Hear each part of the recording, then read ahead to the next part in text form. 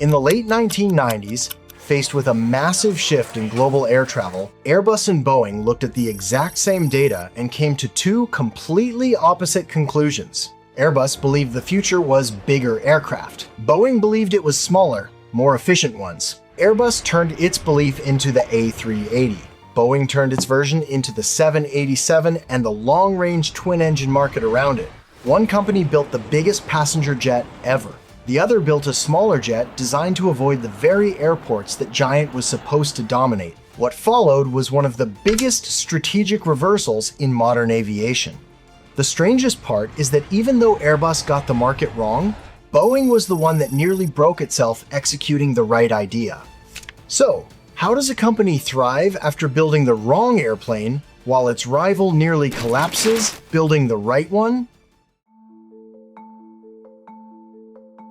Is there anything more painful than losing a game? Probably losing when you're playing perfectly by the rules, only to have your opponent change the rules entirely. In 1995, Boeing launched the 777. At the time, Airbus was relying on the A340 as its answer in long-haul wide-body travel. On paper, the matchup looked ridiculous. The A340 was lugging around 4 massive engines, while the 777 only needed 2. The 777 could deliver similar range and capacity with much lower fuel burn. Consequently, the 777 beat the A340 in the market by roughly 6-1. Airlines did not need romance. They needed lower fuel bills. Which sounds strange, but that raises an obvious question. If 4 engines were such a disadvantage, why did Airbus build the A340 that way in the first place? The answer is that a few decades prior, the 777 would have been completely illegal. For decades, the aviation world was governed by a strict 60-minute rule. If an aircraft only had 2 engines, the law required it to stay within 60 minutes of the nearest airport so it could land safely if one engine failed. Because of this, if an airline wanted to fly across the Atlantic or Pacific, they were legally required to operate planes with 3 or 4 engines. That's why icons like the Boeing 747 and the Airbus A380 existed. That changed when the regulatory environment moved in Boeing's favor. As engine technology became incredibly reliable, Boeing convinced regulators that the old rules were prehistoric. In 1985, a twin-engine plane was cleared to fly directly from Boston to Paris, burning 7,000 pounds less fuel per hour. Over time, that limit expanded to 120, 180, and eventually 330 minutes. In practical terms, modern twin-engine jets could now cover many of the long-haul routes that once belonged to 3- and 4-engine aircraft. By then, the entire reason for 4-engine giants to exist evaporated. Just like that, the main reason to buy an A340 kind of vanished. You'd expect Airbus to see this and switch gears. But strangely enough, they looked at a market moving away from 4 engines and decided to build an even bigger one. The most ironic part is that Airbus wasn't flying blind.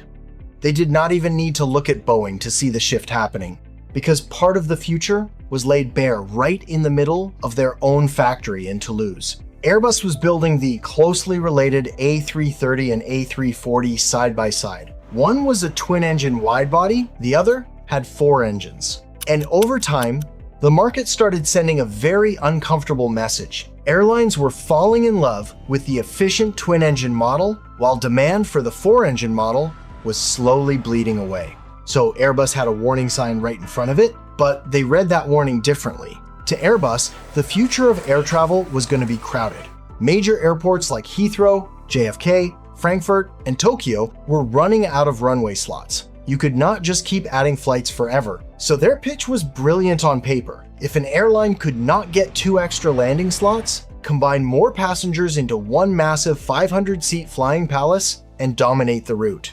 And to be fair, this was not a stupid idea in 2000. If global travel kept concentrating through a handful of mega hubs, the A380 could have looked like the perfect weapon. The warning sign was that Boeing had already tested a similar idea. Back in the late 1990s, Boeing explored stretched 747X concepts that would carry hundreds of passengers and keep the jumbo jet era alive. Airlines showed interest. Of course they did. On a presentation slide, a bigger 747 sounded impressive. But interest is not the same thing as signing billion-dollar launch orders. When Boeing looked for real commitments, the room got quiet. So they read the market, decided the business case was too risky, and walked away before sinking billions into a jet airlines were not ready to buy. Airbus looked at that same hesitation and saw an opening. If Boeing would not build the next giant, Airbus could own the category alone. In December 2000, they officially launched the A380 program. The idea was to do what Boeing had once done with the 747, create the aircraft every major international airline would feel pressure to have. Get a few prestige carriers on board, prove the aircraft could transform the world's busiest routes, and let everyone else wonder if they were being left behind. But the entire $25 billion gamble rested on one giant assumption. Passengers and airlines would keep flowing through massive, crowded transit hubs. If that happened, the A380 could be a masterpiece. But if airlines started moving toward direct long-haul flights from smaller cities, skipping the mega hub whenever possible, then Airbus had not built the future. It had built the most impressive airplane for a version of the future that was already starting to fade. While Airbus was betting the house on massive, crowded hubs, Boeing was looking for a way to bypass those hubs entirely. On March 29, 2001, the exact same day they killed the 747X, Boeing shocked the industry by revealing the Sonic Cruiser. Just like the name implies, this plane was built to fly just below the speed of sound. The battle lines were drawn, Airbus was selling massive size, while Boeing was selling extreme speed. Boeing confidently rolled out a 5-year timeline to build and deliver this new jet, believing that offering shorter travel times would make the giant A380 look outdated. But then 9/11 happened.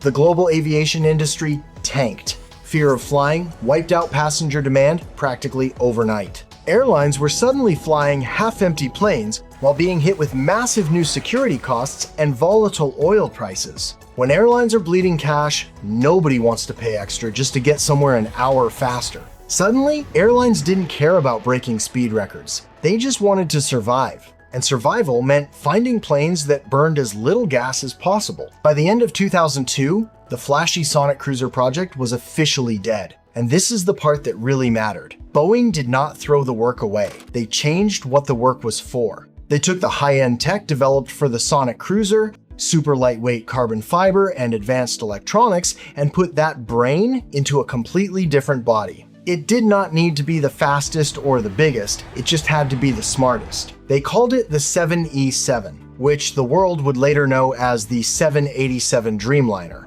This plane only carried about 200 to 300 passengers, but it burned 20% less fuel than anything else in its class. More importantly, it was built to connect small cities directly. Routes like Nashville to London or Austin to Amsterdam could never fill a 500-seat aircraft like the A380. But for the 787, that was a highly profitable market.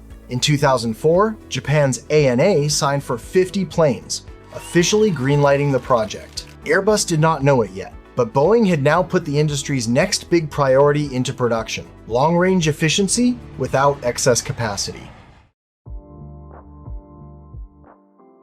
While Boeing was quietly sketching the future, Airbus was blindly walking into a massive strategic trap. The A380 was an engineering miracle, pulsing with over 330 miles of wiring, but Airbus managed the build like a chaotic, cross-border jigsaw puzzle. Wings from the UK, tails from Spain, and fuselages from Germany and France. The disaster struck during final assembly when a humiliating software glitch revealed a rookie mistake. The wiring harnesses from different countries simply did not match. That blunder did not just delay the project by 2 years, it set a match to the development budget, doubling it to a staggering 20 billion euros. But the nightmare was only beginning. Airbus was unwittingly sitting on a technical time bomb the aircraft's wings.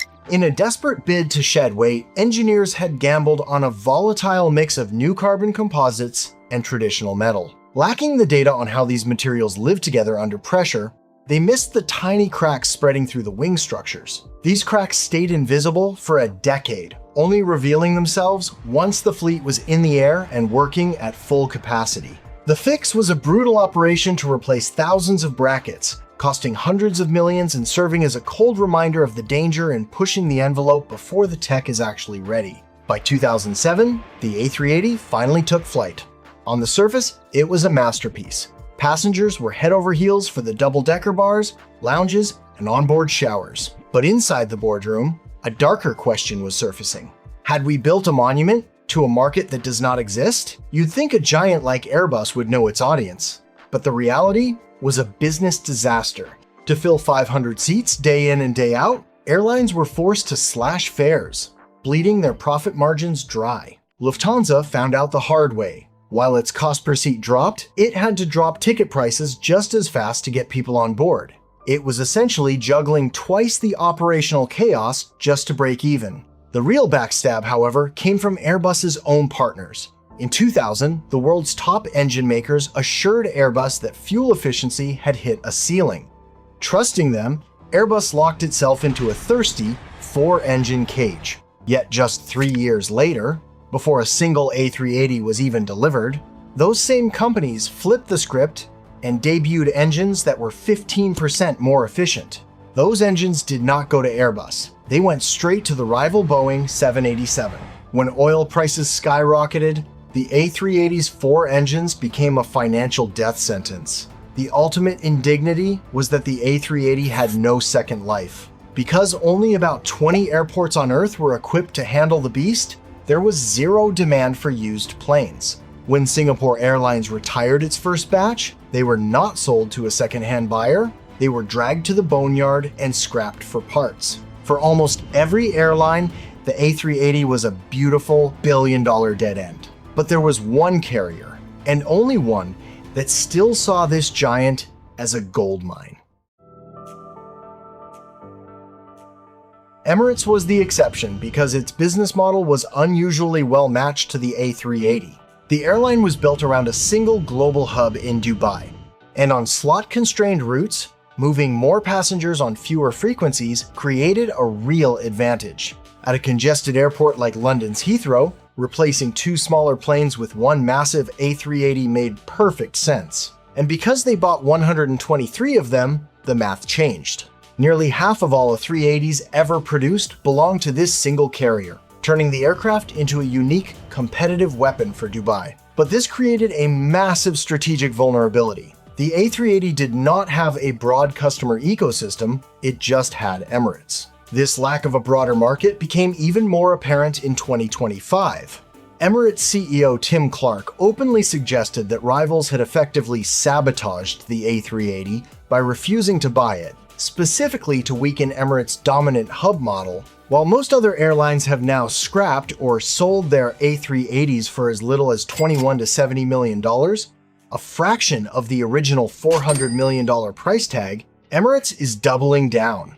They plan to keep their fleet of over 100 giants flying until 2040, proving that for them, the plane is still an essential asset. However, for almost every other carrier, the A380 remained an infrastructure hurdle rather than a weapon.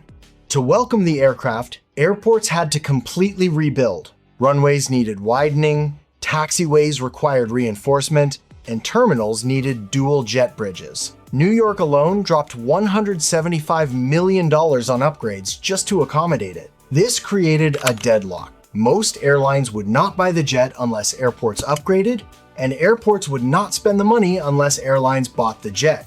Meanwhile, Boeing played a brilliantly simple hand. Again, while the A380 demanded the world adapt around it, the 787 was designed to fit into the system that already existed. It could use existing gates and runways, allowing airlines to enter service without waiting for a $175 million driveway to be built. In 2003, when Boeing unveiled the 787, Airbus initially underestimated how important the 787 would become. They believed airlines still wanted massive capacity. What Airbus was underestimating was how quickly airlines were moving towards smaller, long-range twins. The problem was not that the A380 made no sense. The problem was that the market was moving faster in a different direction. When Airbus tried to appease them with an interim derivative response, essentially slapping new wings onto an old airplane body, airlines were not persuaded. Singapore Airlines CEO basically said, if you are redesigning that much of the airplane already, why not build the right airplane from scratch? Qantas didn't even bother arguing, they just walked away and signed with Boeing instead. Cornered by their own clients, Airbus had to scrap its blueprints and start completely from scratch. The result was the A350 XWB. The market was so thirsty for a modern twin-engine jet that Singapore Airlines ordered 20 of them in just 4 days. Today, the scorecard reveals a clear reality. The A350 has over 1,500 orders. The A380 got only 251. The A380 became a roughly €25 billion lesson in market timing. Airbus survived because it did something Boeing later struggled to do. It corrected course. The A380 was the wrong bet, but the A350 proved Airbus could admit where the market had moved and build for that market fast enough to recover. Boeing was much closer to where the market was going. The irony is that building the right airplane nearly became a company-breaking exercise anyway. They bet everything on smaller, highly efficient, point-to-point jets. The market proved them right by a staggering margin. But while they were busy building the exact plane the world wanted, the 787 program ran into severe execution problems. The project was 3 full years late. When it finally took to the skies in 2011, its lithium-ion batteries started catching fire, triggering a humiliating worldwide grounding of the entire fleet. Add in a nightmare of quality control scandals that completely froze production, and the program became extraordinarily expensive and slow to monetize. To date, they have sunk over $32 billion into the 787 program, and still have not broken even. Combine that massive financial hole with the absolute tragedy of the 737 MAX crashes, and these crises help push Boeing into one of the most financially fragile periods in its modern history. Boeing got the strategy right, but execution made that victory far more expensive than expected.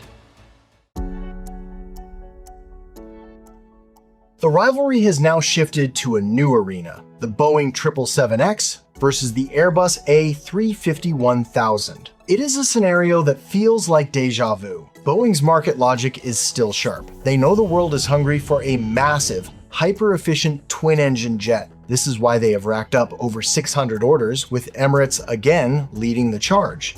But Boeing has a leaky roof in its own house. Production nightmares. Massive delays have pushed deliveries into 2027, forcing many impatient airlines to pivot back to Airbus and the A350. But let's look at the bigger picture. Airbus did not just misread the market, they were outmaneuvered. By pivoting to the 787 while Airbus was obsessed with size, Boeing effectively starved the A380 of the very technology it needed to survive. Boeing's move did not just win them sales, it stripped the A380 of its relevance before it even had a chance to fight. Airbus survived only because they were backed into a corner and forced to build the A350 to save their skin. It is a $100 billion lesson. In this industry, being a visionary is worthless if you cannot deliver on time, and building a masterpiece for just one customer is a gamble that can sink an entire empire. Now, here is the real question. If you were a CEO today, would you bet your billions on Boeing's perfect vision that is always late, or on Airbus's safe bet that actually shows up? Who do you think really owns the skies in 2026? Drop your take in the comments.